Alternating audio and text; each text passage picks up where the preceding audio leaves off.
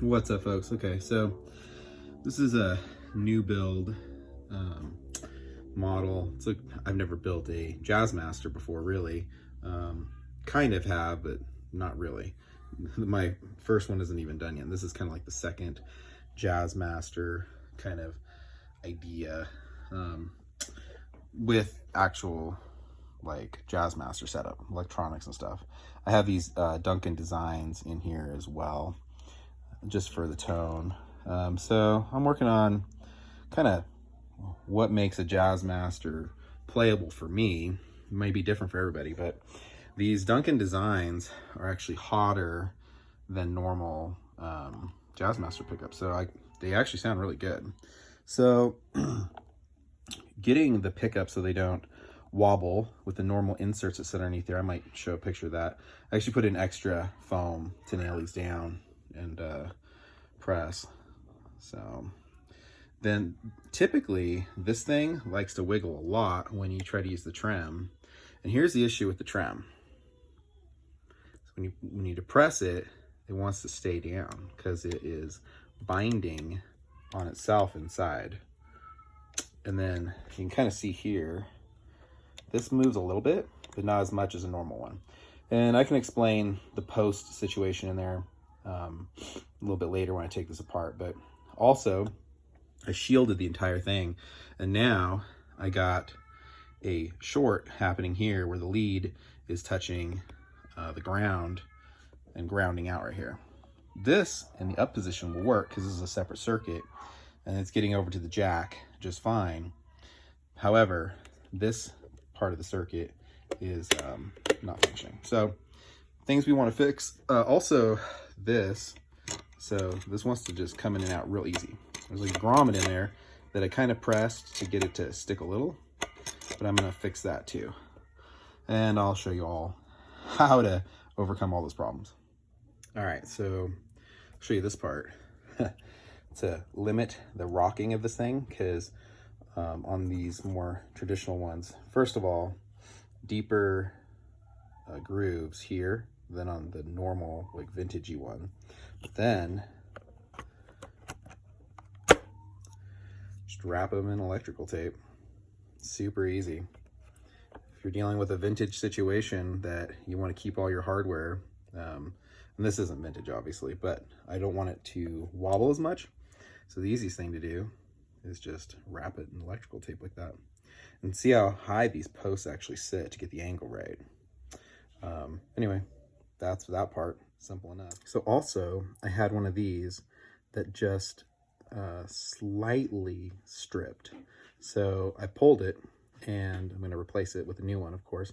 So any of the just slight little wear on the screws, I don't use those screws. Make sure you use the right screwdriver, of course. But if your hand just, you don't push it down just quite enough, you'll get a little turn. Anyway, so then to get this out, being as stuck as it was, just slightly stripped, which is why I pull them, it was a little bit of a challenge. So how do you guys pull screws that are stripped like that? Please leave a comment below. I have my method, and I'll show you my method in another video. Thanks. I'll show you the culprit right here. This guy was bent over and touching that guy, so the lead and the ground ended up getting bumped into each other when I installed the pick guard.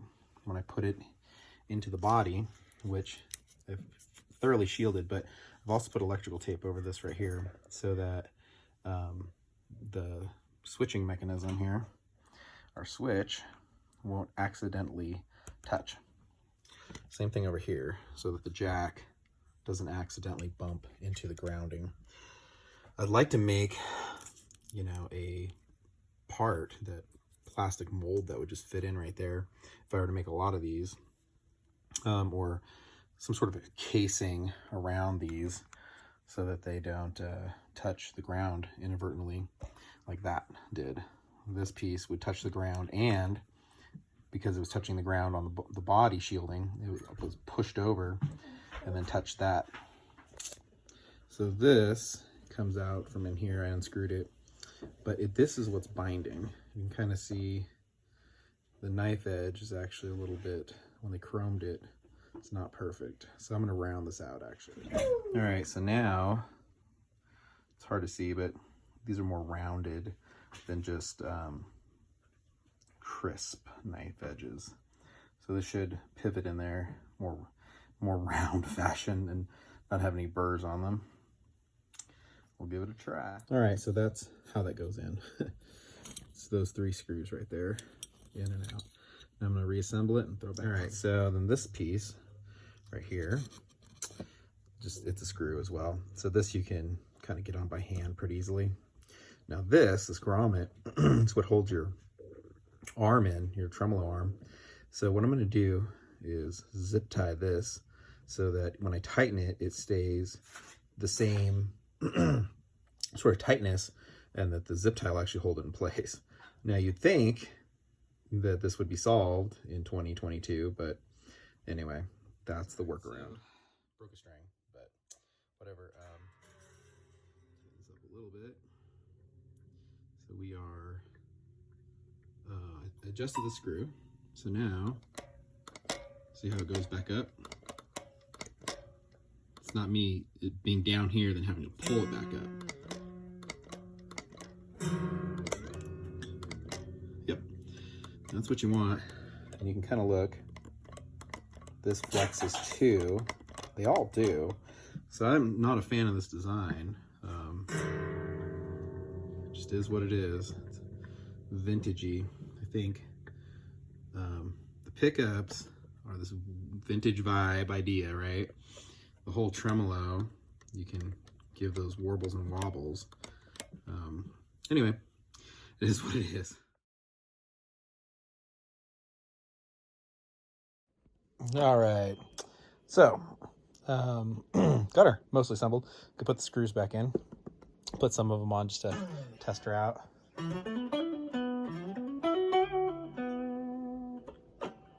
So that is this circuit up here. Roll the tone down all the way.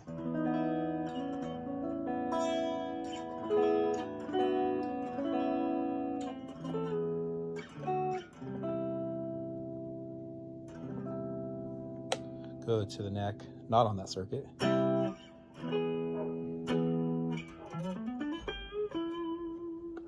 right, the bridge.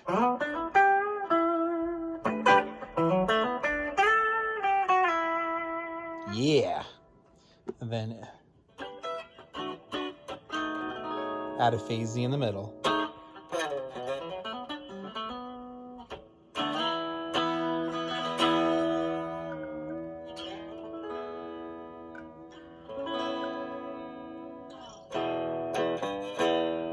Cool, huh?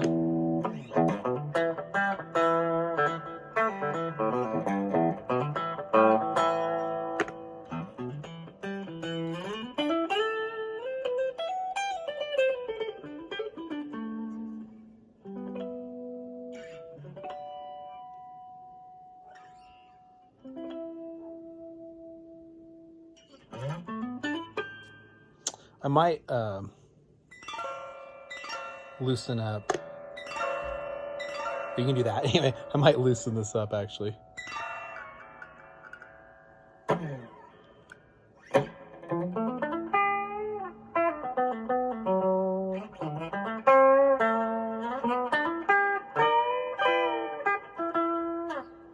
All right.